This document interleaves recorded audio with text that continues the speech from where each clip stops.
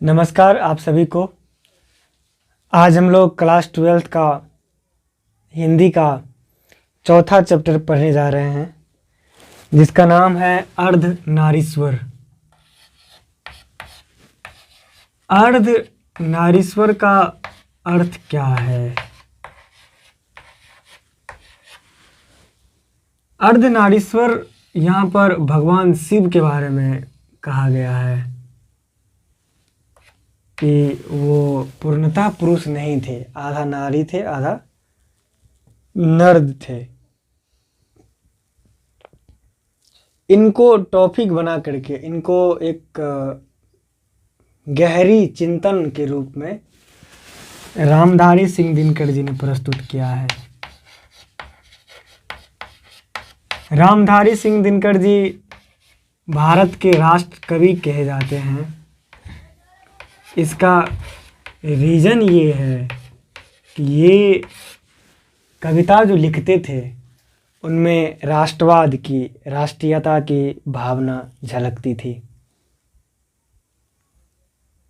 दिनकर जी का रचना में ओजस्विता रहता है, उनके रचना में एक हुंकार रहता है, एक ललकार रहता है। स्वाभिमान की अलख जगाने में दिनकर जी का महत्वपूर्ण स्थान रहा है। इस दिनकर जी का जन्म हम लोग जानते हैं कि हमारे बिहार में ही इनका जन्म हुआ था। इनका जो रचना है उसमें आपको हुंकार है, इसके बाद आपको रश्मि रथी है जो प्रमुख रचना है, उर्वशी है। उर्वशी पर काम वासना के बारे में एक बृहत चिंतन प्रस्तुत किए हैं। तो इनका जो ऑब्जेक्टिव पार्ट होगा उनको आप देख लीजिएगा। जन्म, मरण, कहाँ हुआ था जन्म, पिता का क्या नाम था, रचनाएं कब कब रची गई। हम सीधे चैप्टर के थीम अर्थात मुख्य बातों की तरफ चलते हैं। अर्धनारीश्वर का अर्थ होता है कि ऐसा व्यक्ति जो एक तो ईश्वर है, ऊपर से आधा नारी भी है। शाब्दिक अर्थ ये हुआ। दिनकर जी कहते हैं कि प्रत्येक मनुष्य में जो पुरुष की अच्छी गुणों हैं, गुण है, वह नारी में रहनी चाहिए। नारी की जो अच्छी गुण है वह पुरुष में रहनी चाहिए। कहा जाता है कि माँ जो है वह ममता का खजाना होती है। दिनकर जी कहते हैं कि इसके लिए माँ ही क्यों, पिता क्यों नहीं। इनका जो अच्छा गुण है, उनका अच्छा गुण इसमें रहनी चाहिए, इनका अच्छा गुण उसमें रहनी चाहिए। ममता, सहृदयता, कोमलता, ये सारा गुण कहा जाता है कि महिलाओं की है, लेकिन यह गुण पुरुष में भी रहनी चाहिए। पुरुष की जो गुण है, ओजस्विता, साहस, निडरता, कर्मठता, ये सभी गुण नारी में भी रहनी चाहिए। तो भारतीय समाज की परंपराओं पर चोट किया गया है। यहाँ जो कुछ क्वालिटी फिक्स कर दिया गया है, गुण, ये इसके लिए वो उसके लिए। दिनकर जी इनके पक्ष में नहीं है। इन सभी परंपराओं से दिनकर जी असहमत हैं। उनका विचार ये है कि नारी के अच्छे गुण पुरुष में और पुरुष के अच्छे गुण नारी में होनी चाहिए। गांधी जी को उनका एक बेटा ने उनको कहा कि गांधी मेरी माँ। मतलब ये कि गांधी जी में माँ का भी सारा क्वालिटी था और पिता का भी सारा अच्छा क्वालिटी था। तो व्यक्ति को ऐसा होना चाहिए। ऐसा नहीं है कि व्यक्ति अगर नारी के अच्छे गुणों को अपनाएगा तो उसमें डर या भय घर कर जाएगा। दिनकर जी कहते हैं कि जब तक एक नारी पुरुष के अच्छे गुणों को और एक पुरुष नारी के अच्छे गुणों को नहीं अपनाएगा तब तक वह पूर्ण नहीं बन पाएगा। इस चैप्टर में दिनकर जी एक चर्चा ये करते हैं इसके आगे कि आनंद बुद्ध का बहुत महत्वपूर्ण शिष्य है, सबसे प्रिय शिष्य है गौतम बुद्ध का आनंद। गौतम बुद्ध और आनंद दोनों एक जगह चर्चा कर रहे हैं कि गौतम बुद्ध कह रहे हैं आनंद से, जानते हो आनंद, यदि मैंने महिलाओं को अपने बौद्ध मठों में प्रवेश नहीं दिया होता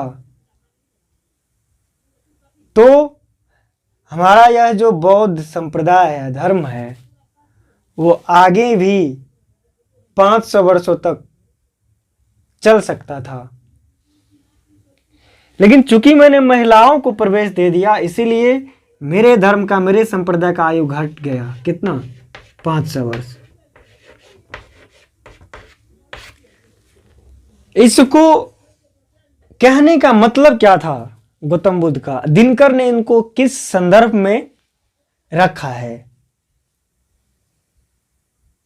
गौतम बुद्ध का कहना यह था कि व्यक्ति वैसे ही कामुकता से, काम वासना से भरा रहता है और उस पर कोई स्त्री उसे जरूर उसको और बढ़ा सकता है। बौद्ध धर्म का जो पतन हुआ इस दुनिया से, खास करके भारत से, उसका एक महत्वपूर्ण कारण यह भी था कि शारीरिक संबंध बौद्ध मठ के साधुओं ने, साध्वियों ने शुरू कर दिया था। लेकिन दिनकर जी का यहां कहना यह है कि यहां पर महिलाओं के प्रति नकारात्मक दृष्टिकोण है बुद्ध का। महिलाएं कैसे किसी व्यक्ति का बाधा बन सकता है? महिलाएं तो अर्धांगिनी है, आपके कल्याण में सहायता करने वाली है। सवाल यह है कि दोनों में सही कौन है? तो मैं ये कहूंगा कि दोनों अपने अपने जगह पर सही है। नियंत्रित अवस्था में आप अगर सभी चीजों का उपयोग करते हैं, चाहे वो आपकी इच्छाएं हो, चाहे वो आपकी काम वासना हो, तब कोई भी व्यक्ति, चाहे वह महिला ही क्यों ना हो या पुरुष ही क्यों ना हो, वो आपके कल्याण में, आपके विकास में बाधा नहीं बनेगा। लेकिन यदि आप अनियंत्रित होते हो, मानसिक संतुलन ठीक नहीं रहता है, अपनी इच्छाओं पर वृत्तियों पर नियंत्रण नहीं रहता है, तब एक छोटा सा तिनका भी आपको बर्बाद कर सकता है। एक पुरुष भी आपको बर्बाद कर सकता है, एक स्त्री भी आपको बर्बाद कर सकता है। बर्बादी का सारा संबंध अधिकांशतः आप पर है। कुछ ही मामलों में, या कहिए कि 10 से 15% बाहरी मामलों का इफेक्ट आपके जीवन पर पड़ता है, लेकिन 75% आप जो भी हो, जो भी बनते हो, जो भी करते हो, इसके लिए जिम्मेदार आप हो। हालांकि दिनकर जी का यहाँ पर जो विचार प्रस्तुत किया गया है वह इसलिए महत्वपूर्ण है क्योंकि आज भी भारत में महिलाओं को कानून बनाने में समान भागीदारी नहीं है, शासन चलाने में समान भागीदारी नहीं है, शिक्षा, स्वास्थ्य, किसी भी क्षेत्र में समान भागीदारी नहीं है। फिर भी स्थिति पहले से अच्छा है।